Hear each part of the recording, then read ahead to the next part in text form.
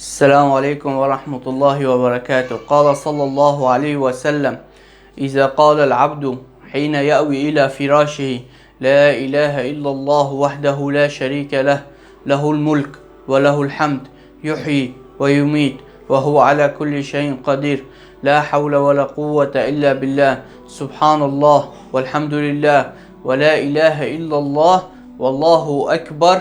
ما النتيجة؟ إذا قلت هذه الكلمات البسيطة؟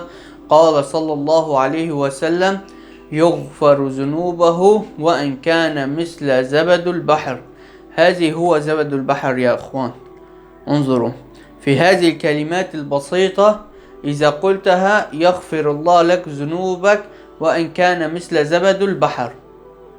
احفظوا هذه الكلمات البسيطة وعلموه أولادكم وعلموه لغيركم واكسبوا الأجر، فالدل على الخير كفاعله.